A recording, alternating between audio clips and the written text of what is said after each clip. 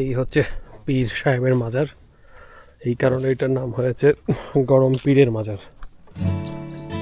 हो एक खुशबू आती थी, हो एक खुशबू आती थी, भटकता जाता था, रेशमी सी माया थी, और मैं तकता जाता जब तेरी गली आया, सच कभी नजर आया, जब तेरी गली आया, सच कभी नजर आया, मुझ में ही वो खुशबू।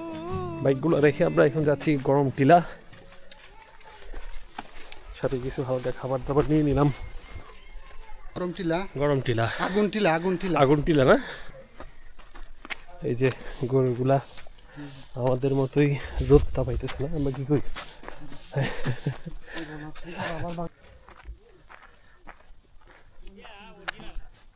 হ্যাঁ হ্যাঁ হ্যাঁ এটা ঠিক, ওইদিকে হ্যাঁ, এটা আসলে ইটের গুঁড়ার কারণেই লাল হইছে।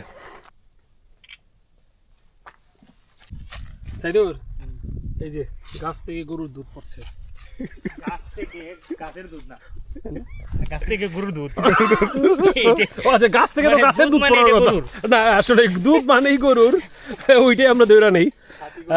মাঝে মাঝে তো গাছ থেকে গাছের দুধও পড়তে পারে। আর দূর কোনো টিলা দেখলে এই ইন্ডিয়া, ইন্ডিয়া এইটা একটা ভালো জিনিস, একটু উঁচা দূরে কিন্তু দেখলে বা ইন্ডিয়া, মানে আমরা ধরে নিছি, বইলা দিবেন যে এই ইন্ডিয়া দেখা যাচ্ছে, ইন্ডিয়া দেখা, মানে আমরা ধরে নিছি আমাদের সব সমতল, একটু উঁচা যায় এটা ইন্ডিয়া, ইন্ডিয়া ইন্ডিয়া। এই সামনে ইন্ডিয়া দেখা যাচ্ছে।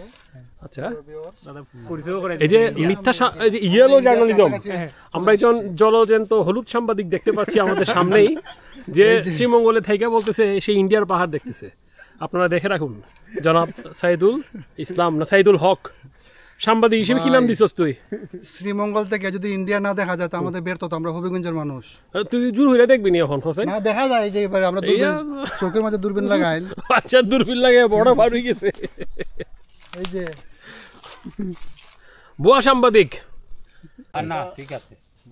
এর কারণ কি? এটা ওই মাজারের কোনো প্রভাব?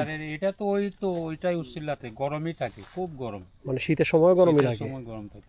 আচ্ছা আচ্ছা, এটা টি হাউস, এটা তো বৈশাখ শুরু করে